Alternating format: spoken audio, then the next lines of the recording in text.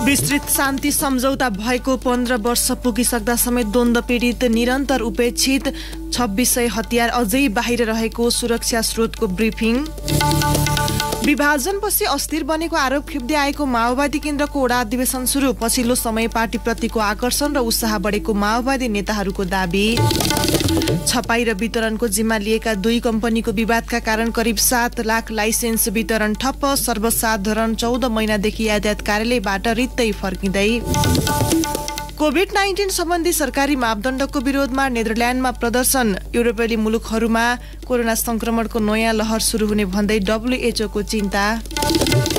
र English premier league फुटबलमा man United वाटफोर्डसँग 4-1 goal अन्तरले पराजित। नमस्कार, कान्तिपुर डायरीका साथमा साथी सन्तोष र म केशु। समाचार अब विस्तारमा। तत्कालीन नेकपा माओवादीको सशस्त्र युद्ध अन्त्य गर्ने गरी भएको विस्तृत शान्ति सम्झौता पश्चात देशको राजनीतिक पुरै बदलियो। सम्झौतामा बाचा गरेका सशस्त्र द्वन्द्वको अन्त्य, अन्तरिम संविधान, अन्तरिम व्यवस्थापिका सरकार, संविधान सभाको निर्वाचन गरी संविधान बनाउने, गणतन्त्र घोषणा, माओवादी लडाकुको व्यवस्थापन जस्ता मुख्य कार्यभार सम्पन्न भएका छन्। तर युद्धसँग कुनै सरकार नै नभएका र राज्य तथा तत्कालीन विद्रोही दुवै पक्षको निशानामा गम्भीर मानव अधिकार उल्लङ्घनका ज्याजतले पीडित भएका सर्वसाधारणको न्यायको अधिकार भने निरन्तर उपेक्षामा पर्दै आएको छ। राजनीतिक शास्त्रका प्राध्यापक कृष्ण पोखरेल भन्नुहुन्छ, सशस्त्र द्वन्द्व नेपालको घरेलु समस्या थियो। त्यसमा घरेलु समाधान खोज्न विस्तृत शान्ति सम्झौता एउटा कोसी ढुङ्गा नै हो। सम्झौतामा प्रतिबद्धता गरिएका धेरै लक्ष्य प्राप्त पनि भए, तर द्वन्द्वकालमा भएका गम्भीर मानवाधिकार उल्लङ्घनका घटनाका पीडितले न्याय पाउन सकिरहेका छैनन्। उनीहरूलाई परिपूरणको व्यवस्था गरिएको छैन। पीडितहरू पूर्णतया उपेक्षामा छन्। यो एउटा पाटो पुरै छुटेको छ। द्वन्द्व पीडितलाई न्याय दिने सम्बन्धमा तत्कालीन सरकार र विद्रोही माओवादी बीच भएको विस्तृत शान्ति सम्झौतामा मानव अधिकारको गम्भीर उल्लङ्घन गर्ने तथा मानवता विरुद्धको अपराधमा संलग्नहरूमा का बारेमा सत्य अन्वेषण गर्ने र बेपत्ता भएका व्यक्तिबारे 60 दिनभित्र स्थिति सार्वजनिक गर्ने प्रतिबद्धता व्यक्त गरिएको थियो। तर 15 वर्ष पुग्दा समेत बलपूर्वक बेपत्ता पारिएका व्यक्तिहरूका परिवारले उनीहरू कहाँ छन् भन्ने थाहा पाउन उत्तिकै व्यग्रताका साथ पर्खिबसेका छन्। गत वर्ष फागुन 21 दिनबुधे सहमति गर्दै तत्कालीन प्रधानमन्त्री केपी शर्मा ओलीले नेकपा महासचिव नेत्र विक्रम चन्दलाई साहसिक नेताका रूपमा प्रशंसा गर्नुभयो। त्यसयता माओवादी केन्द्रका अध्यक्ष पुष्पकमल दाहालले पनि चन्द र मोहन वैद्य सबैलाई एकतामा आउन आह्वान गर्नुभयो। चन्दका नाममा नेताहरूले रोमाञ्चक भाषण गरे पनि उहाँलाई मूलधारमा ल्याउने प्रक्रिया सार्थक भएको छैन। खासमा सो समूहसँग भएको भनिएका हतियारको प्रसंगले सहमति नै कार्यान्वयन हुन सकेको छैन। सरकार र चन्द नेतृत्वको नेकपा बीच भएको 3 बुँदे सहमतिको अन्तिम बुँदामा थुनामा रहेका नेकपा नेता कार्यकर्ता रिहा गर्ने भनिएको छ, तर कार्यान्वयनमा सरकार तयार देखिएको छैन। यसको पछाडि चन्दको पार्टीसँग रहेका हतियार मुख्य कारण हो भन्ने सरकारी दाबी छ। सुरक्षा स्रोतका अनुसार चन्द समूहसँग थुप्रै शक्तिशाली हतियार छन्। चन्दको समूहसँग नयाँ हतियार छन् भन्ने विषयमा सरकार स्पष्ट छैन। खासमा 2063 मंसिर 5 मा भएको विस्तृत शान्ति सम्झौताबाट 10 वर्षे द्वन्द्वकाल समापन भए पनि त्यसको अवशेषका रूपमा चन्द समूहको चुनौती रहेको सुरक्षा स्रोतको ब्रिफिङ रहँदै आएको छ। यो समूहसँग भएको मानिएका हतियार नबुझाई मुद्दा फिर्ता र कार्यकर्ता रिहाई गर्न नहुने सुझाव सुरक्षा निकायका उच्च अधिकारीले प्रधानमन्त्री शेरबहादुर देउवा र गृहमन्त्री बालकृष्ण खाँडलाई दिइसकेको स्रोत बताउँछ। 10 वर्षे द्वन्द्वकालमा सेना प्रहरी र सशस्त्र प्रहरी बलबाट विभिन्न सिरिजका 6078 थान हतियार लुटिएका थिए। गृह मन्त्रालय स्रोतका अनुसार द्वन्द्वकालमा माओवादीले प्रहरीका 3409, सशस्त्र प्रहरीका 1869 र सेनाका 800 हतियार लुटेका थिए। माओवादी शान्ति प्रक्रियामा आएपछि अन्मिनको रोहबरमा सेना समायोजन गर्दा जम्मा 3475 थान हतियार बुझाइएको थियो। सुरक्षा निकायबाट लुटिएका 2603 थान हतियार नै फिर्ता भएनन्। युद्धकालमा माओवादीले आफै किनेका तथा गाउँ शहरमा सर्वसाधारणबाट खोसेका हतियारको लेखाजोखा नै छैन।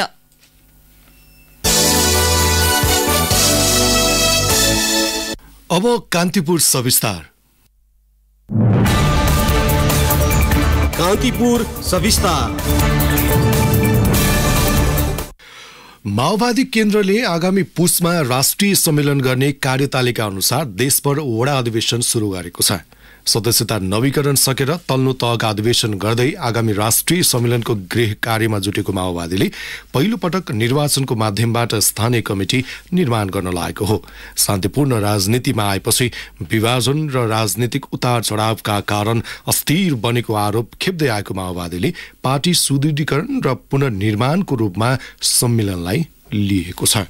एमालेसँग एकताबाट बनेको नेकपा भङ्ग भएपछि माओवादी केन्द्र संगठन विस्तारमा केन्द्रित भएको देखिन्छ। पार्टीलाई पुनर्जीवित गर्न माओवादी केन्द्रले आगामी पुसको दोस्रो सातामा राष्ट्रिय सम्मेलन गर्दैछ भने त्यसकै तयारीका लागि स्थानीय तहमा सम्मेलन गरेको हो। हुन त माओवादी अहिले संघीय संसदमा तेस्रो ठूलो राजनीतिक शक्तिको हैसियतमा छ, तर आगामी निर्वाचनमा पार्टीको अवस्था के हुने हो भन्ने कोणबाट बढी बहस हुने गरेका छन्। सो पार्टीका नेताहरूमा अझै पनि पार्टीलाई बलियो बनाउन सकिने र दिगो राजनीतिक शक्ति बन्न सक्ने विश्वास पाइन्छ। माओवादीका नेता हेमराज भण्डारी भन्छन्, पहिलोचोटि माओवादी पार्टीलाई संस्थागत गर्दै पार्टीको रूपमा विकास गर्ने हामीलाई अवसर हो। यो अवसरलाई हामीले दृढतापूर्वक कार्यान्वयन गरौं भनेर नै हामीले पार्टी सदस्यताको नयाँ नवीकरणको, त्यसपछि टोल, सेल, वडा सम्मेलन, पालिका र चाहिँ प्रदेश र राष्ट्रिय सम्मेलनको हामीले कार्यक्रम निर्माण गर्यौं। त्यसैको श्रृंखलामा आज देशैभरि हामी वडाका सम्मेलनहरू गरिरहेका छौं र तल जगबाटै माओवादी पार्टीलाई संस्थागत गर्ने अभियानमा छौं। यसरी हामीले हाम्रो लक्ष्य अनुसार माओवादीलाई संस्थागत गर्न सक्यौं भने हिजोको ठाउँमा मात्रै होइन, माओवादीलाई फेरि हामी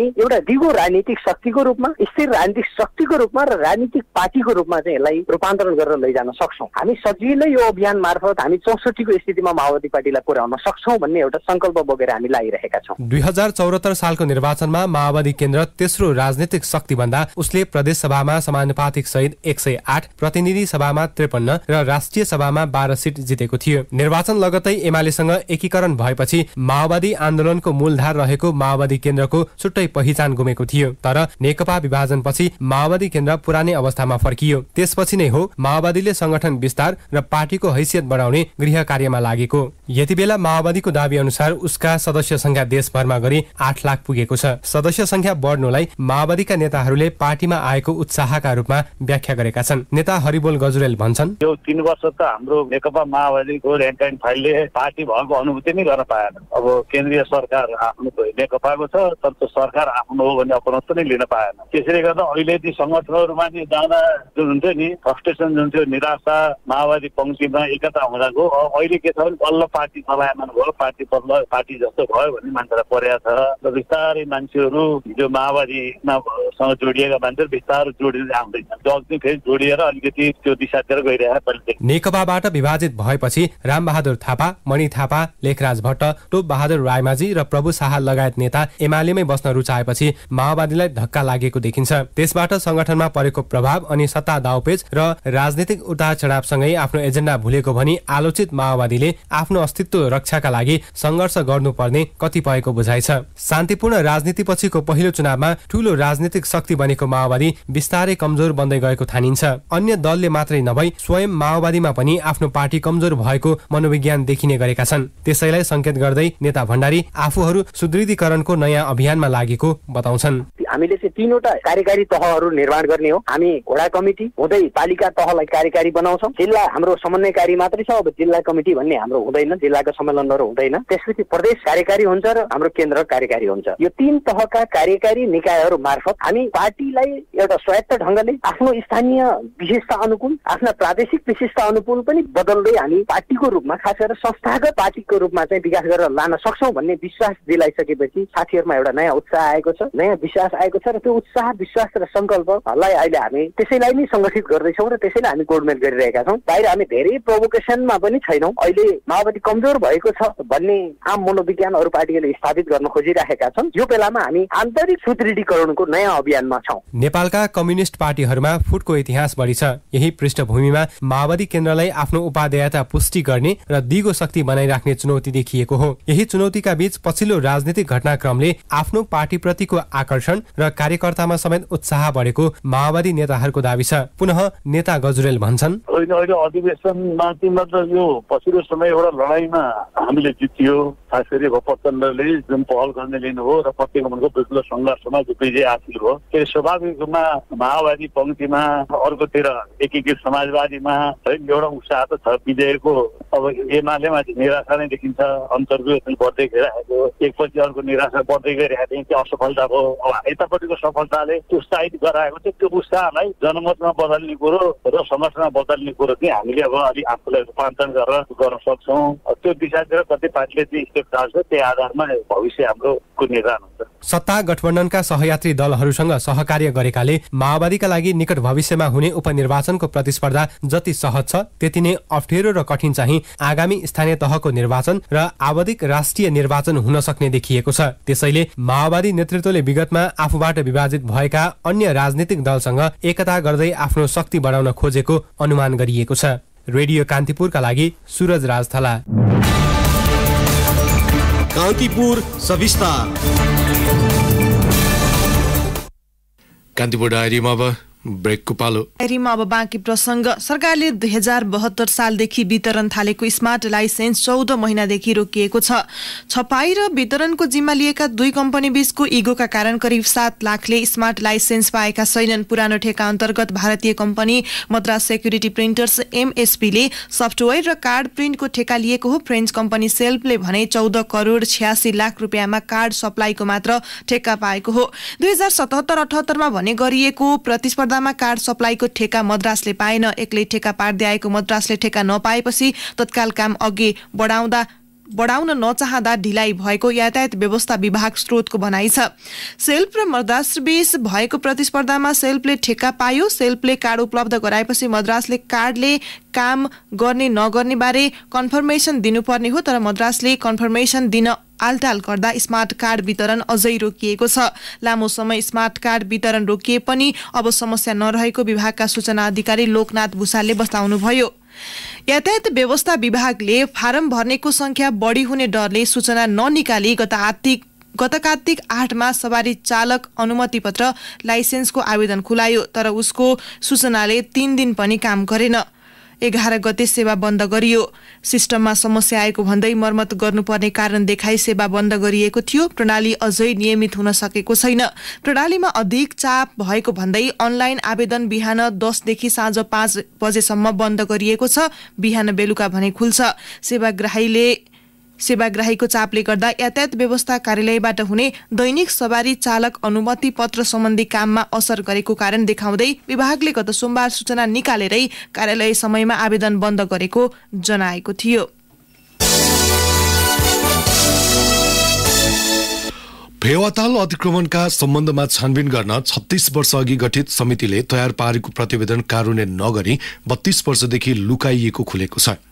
सरकारले गत वर्ष पुण्य पौडेलको संयोजकत्वमा गठन गरेको समितिको सिफारिसमा फेवातालको 4 किल्ला सीमा र क्षेत्रफल सम्बन्धीको नक्सा राजपत्रमा प्रकाशित भइसकेपछि उस्तै प्रकृतिको प्रतिवेदन पहिले तयार भएको खुलेको हो।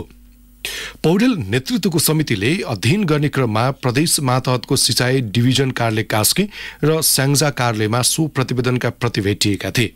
2046मा प्रजातन्त्र पुनर्बहालीपछि फेवातालको क्षेत्रफल सम्बन्धमा 7 वटा प्रतिवेदन सार्वजनिक भइसकेका छन्। पौडेल समितिको सिफारिसमा फेवातालको 4 किल्ला सीमा र क्षेत्रफल सहितको नक्सा राजपत्रमा प्रकाशित भइसकेपछि पुरानो प्रतिवेदनबारे खुलेको थियो।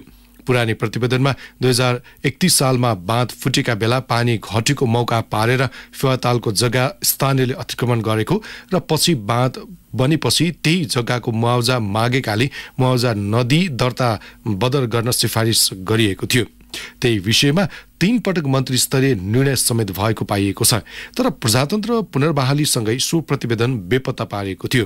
फेवाताल अतिक्रमण सम्बन्धमा सर्वोच्च अदालतको 2075 वैशाख 16 को फैसलापछि 2077 कार्तिक 20मा सरकारले पोखराका एमाले नेता पौडेलको संयोजकत्वमा फेवातालको 4 किल्ला निर्धारण, सीमाङ्कन तथा नस्काङ्कन गरी गठन समिति पनि गठन गरेको थियो। सरकारले आगामी आइतबारदेखि 7 प्रदेशमा कुकुर लगायत जनावरको टोकाइबाट हुने रेबिज विरुद्धको इम्युनोग्लोबुलिन खोप निशुल्क उपलब्ध गराउने भएको छ। हाल यो सेवा काठमाडौँको टेको स्थित शुक्रराज ट्रपिकल तथा सरुवा रोग अस्पतालमा मात्र निशुल्क उपलब्ध छ। राजधानी बाहिरका निजी अस्पतालमा उपलब्ध भए पनि त्यसका लागि चर्को शुल्क तिर्नुपर्ने अवस्था छ। रेबिजको विषाणुले सबैभन्दा पहिले स्नायु र त्यसपछि स्पाइनल कर्ड र मस्तिष्कमा असर गर्छ। रेबिज संक्रमण भएमा सुरुमा घाउको दुखाइसँगै ज्वरो आउँछ। त्यसपछि शरीरमा असह्य पीडा हुनुका साथै बिरामीमा हावा पानी र प्रकाशसँग तर्सिने जस्ता लक्षण देखिन्छन्। त्यसपछि छटपटी बन्ने र पक्षाघात पनि हुन सक्छ। त्यस्तो लक्षण देखिएको 7 देखि 10 दिनभित्र बिरामीको मृत्यु पनि हुन सक्छ। प्राविधिक शिक्षा तथा व्यावसायिक तालिम परिषद सीटीभीटीका उपाध्यक्ष खगेन्द्र प्रसाद अधिकारीले आफू सञ्चालन रहेको विनायक कलेज अफ हेल्थ साइन्सेसले विद्यार्थी भर्ना लिन नपाउने भएपछि पीसीएल नर्सिङको भर्ना नै रोकेका छन्। सामान्य चिकित्सा एचए फार्मेसी ल्याबतर्फ विद्यार्थी भर्ना सकिए पनि नर्सिङमा प्रवेश परीक्षाका लागि आवेदन नै खुला गरिएको छैन।